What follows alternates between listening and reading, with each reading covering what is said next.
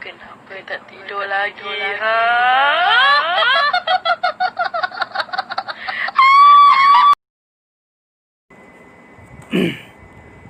Sebagai seorang manusia, juga sebagai hamba Allah, kita amat ditegas sama sekali untuk menyekutukan Allah Subhanahu Wa Taala. Ingatlah, dosa syirik adalah doa yang tidak akan diampun oleh Allah. Saya ingin berkongsi dengan anda semua yang dikongsi oleh blog seorang lelaki yang ingin dikenal sebagai Amir, tentang satu kisah di mana seorang ustaz menyaksikan dengan mata kepala dirinya sendiri satu lembaga sedang asyik menjilat air mendiam mayat di sebuah sudut dalam sebuah rumah yang baru sahaja tuannya meninggal dunia. Apakah sebenarnya yang terjadi? Kisah ini diceritakan oleh sendiri Ustaz Abdul Aziz kepada Johan Iskandar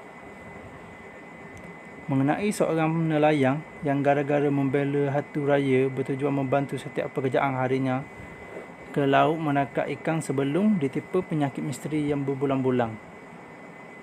Dia cakap macam hatu tu raya ni, walaupun tuan dia sakit, dia masih cakap payah nak mati lah. Dia tangguh sehingga mengembuskan nafas terakhirnya di sisi keluarganya. Sesuatu sedih melanda keluarga arwah Wak Kejo setelah mengalami sakit misteri berbulan-bulan. Pastinya kalau macam kita membela ni kan, dia payah nak mati lah, macam tu lah. Akhirnya Wak Kejo menghembus nafas terakhirnya. Keperluan yang ditanggung Wak Kejo semasa nazak memberi keisafan kepada isterinya, Tija, serta 3 anak bujang lelakinya, Samak, Semang dan Saifu. Menurut penduduk kampung, arwah Wak Kejo cukup gagah dan masih tegak seperti orang muda walaupun usianya yang sudah mencapai 80-an. Dia kekuatan bagi kita lah, ya, macam tu lah. Saya pun tak tahu tentang ni. Setiap hari Wak Kejo tidak pernah mengeluh apabila melakukan kerja hariannya ke laut menangkap ikan. Kalau dilihat dari segi kerja Wak Kejo, orang muda pun tidak mampu melakukan sepertinya. Tetapi bagi Wak Kejo, kerja berat menarik pukat bersendirian tidak pernah merebut sakit atau letih. Begitu juga dengan selera Wak Kejo membuatkan isterinya merasa hairan. Selalunya pada usia seperti Wak Kejo, orang lain sudah kehilangan selera makan dan nafsu. Tetapi berbeza dengan Wak Kejo yang selalu bertenaga dan berselera besar. Isterinya pula menyangka suaminya cukup sihat dan kuat kerana mengamalkan ubat akar kayu. Oleh kekuatan yang luar biasa, Wak Kejo menjadi buah mulut penduduk kampung yang memuji dan kagum dengan kehebatannya. Okey, dia macam kalau dia membela ni, saya pun ada satu membaca lah tentang ni, dan dengan cerita-cerita orang tua, kalau kita memakan ni, memsekutukan Tuhan ni, yang kita memakan itu macam suatu hatu raya ke penanggar ke, dia akan menguatkan kita dan seperti seolah cakap apa tu, dia menjaga keluarga kita lah, macam tu lah. Okay, kita sambung ya. Kerjanya di laut, dia sangat kuat. Biasanya dia hanya bersendirian melakukan kerja sebagai seorang nelayan. Subuh lagi dia sudah keluar ke laut dan sekitar jam 8 pagi dia sudah pulang membawa banyak hasil yang laut yang cukup berbaloi untuk keluarganya. Oleh kerana ketiga-tiga anaknya bekerja di bandar, Wak Kejo melakukan semua kerja itu seorang diri walaupun ramai yang meragui kemampuannya. Walaupun gagah mana, takdir tidak boleh dielak. Akhirnya Wak Kejo jatuh sakit secara mengejut. Peliknya, dia tidak menghadapi sebarang penyakit seperti darah tinggi, kencing manis maupun buah pinggang. Sakit yang dialaminya cukup menyeksanya sehingga dia terbaring kaku di atas katil walaupun sakit seranya tetap sama seperti dulu. Macam saya cakap tadi, kita ni kalau macam orang yang membela ni, susah nak mati. Itu wallahu a'lam, saya pun tak tahu. Dengan orang tua cakap macam tu lah. Selalunya rutin makan Wak Kejo ialah nasi bersama seekor ayam bakar. Sebaik saja makanan itu dihidangkan kepadanya, sekelip mata saja Wak Kejo boleh habiskan seperti orang sedang sangat lapar. Dia selalu merengek meminta makanan walaupun baru sebentar tadi sudah dihidangkan kepadanya. Isterinya cukup heran dengan sikap suaminya yang luar biasa itu. Sepanjang hidup bersama Wak Kejo, belum pernah dia melihat suaminya meletak semua makanan itu dalam masa singkat. Semakin hari, penyakit semakin parah. Setiap hari ada saja penduduk kampung datang ke rumahnya melawat dan membaca Yasin. Setiap kali dia baca Yasin, Wak Kejo akan meraung kepanasan.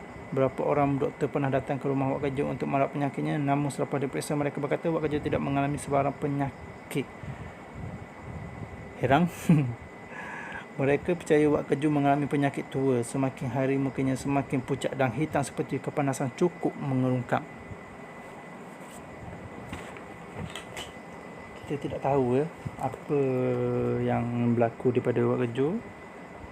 Benar ataupun tidak, itu hanya sekadar kosiang dan satu hiburan daripada yang blog saya dibaca oleh, dihantar oleh seorang rakam.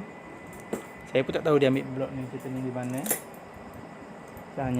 Saya hanya boleh menyampaikan kisah ni.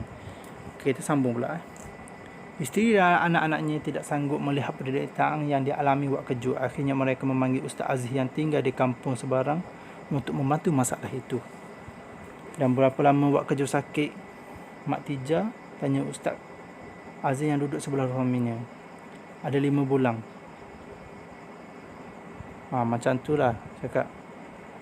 Ustaz tu tanya, dah berapa lama Wak Kejo sakit Mak Tija? Tanya Ustaz tadi yang duduk sebelah suami, sebelah Wak Kejo lah. Mak Tija menjawabnya adalah 5 bulan. Masya Allah, ucapannya yang perlahan bagi Ustaz sambil mengeleng kepala melihat wajah Wak Kejo. Ustaz Aziz kemudian membaca sesuatu sambil menyentuh dahi Wak Kejo. Perlahan dia membaca beberapa surah untuk menghilangkan kesakitan Wak Kejo. Wak Kejo pun menjerit, "Jangan sentuh aku, panas."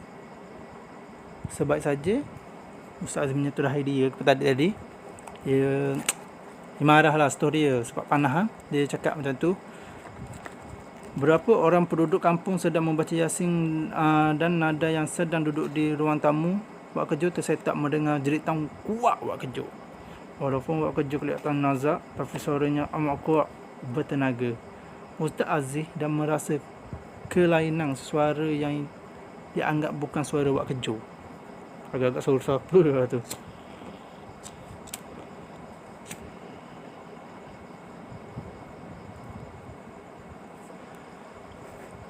Ustaz Aziz terus membaca ayat Al-Quran dengan diikuti bacaan Yasin oleh penduduk kampung. Keadaan Wak Kejo semakin gelisah. Dia cuma meronta ke kiri dan ke kanan seperti kesakitan. Selama sejam, Wak Kejo meronta dan meraung kepanasan. Dia beberapa kali meminta air untuk minum kerana terasa badannya terlalu panas.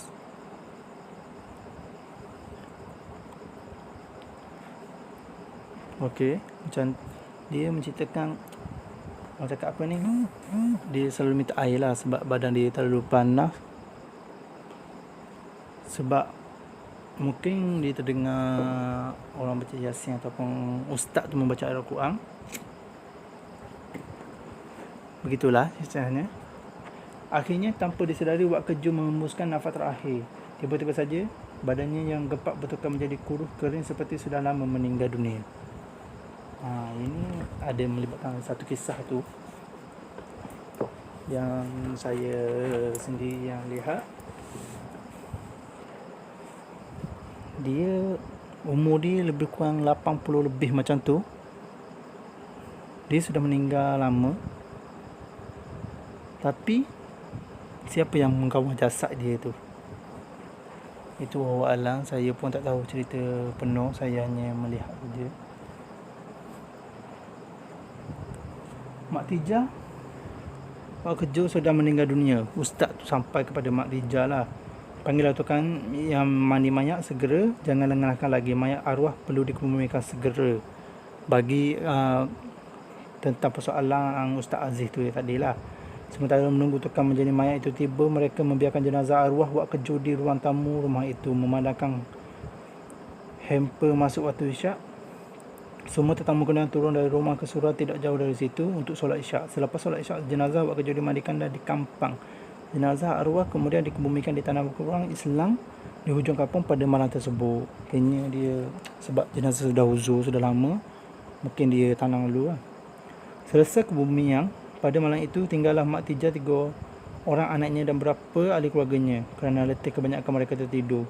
Tidak berapa lama kemudian, Mak Tijah terdengar bunyi seperti sesuatu yang menyusul di bawah rumahnya tempat arwah Wak Kejo dimandikan tadi. Pada mulanya Mak Tijah ingatkan kucing bagaimana bunyi itu semakin kuat seperti sesuatu sedang menjilat air. Oh, menjilat air. Saya pun dah bulu meroma dah naik semua. Okey, tak apa, saya teruskan. Mak Tijah cuma memberanikan diri turun ke bawah rumahnya sambil membawa lampu pincik. Sebaik saja dia menyuluh ke arah bunyi suara itu, Mak Tijah terkejut apabila melihat susuk tubuh manusia 3 rakas menyerupai suaminya sedang menjilat air mayat yang dimandikan Wak Kejo tadi. Mak Tijah mula merasa takut.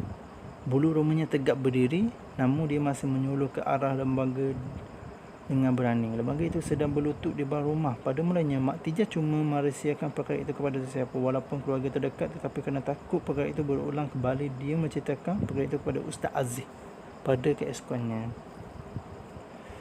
Ustaz Aziz ni, dia bersetuju lah untuk membantu Mak Tijah dan berjanji akan datang ke rumahnya pada lewat malam. Soalan yang dia cakap, Ustaz Aziz ni memang dia nak akan datang membantu dan menghalau itu soalan. Seperti mana yang dijanjikan, Ustaz Aziz melihat sendiri lembaga seperti arwah Wak Kejo sedang menjilat air mayat bagai kehausan. Rasanya Atur Raja ni menyerupai manusia yang tuang dia lah. Kalau salah, sila komen di bawah nanti ya. Dan siapa yang ingin mengkongsi cerita boleh email saja di bawah. Nanti saya akan baca, saya akan berkongsi. Okey, lembaga Wak Kejo tidak pulang ke rumahnya. Aku cakap, sejak peristiwa itu, lembaga Wak Kejo tidak lahir ke lari macam tu lah.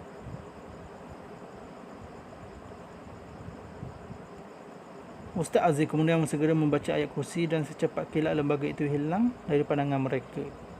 Setelah diselidik latar belakang arwah Wak Kejo, rupanya selama ini arwah Wak Kejo ada membela hati raya untuk membuat dia kelihatan muda dan kuat tanpa perlu diketahui isteri dan serta anak-anaknya. Setiap kerja yang dilakukan Wak Kejo semuanya dibantu oleh hantu raya itu. Kerana itulah dia lebih suka bersendirian pergi menangkap ikan kerana bertemakan hantu raya yang dibelanya.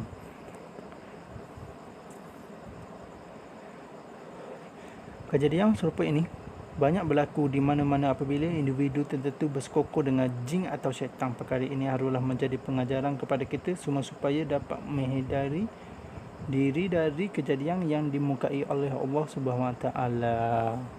Di sini sajalah kisah saya. Benar ataupun tidak, macam saya cakap tadi, ini hanyalah sekadar kongsian dan hiburan. Siapa saja ingin berkongsi cerita itu, boleh emailkan saya seterus di bawah itu. Okey. Sekian dari saya, VRFN Channel. Berjumpa lagi kita di malam esok. Assalamualaikum.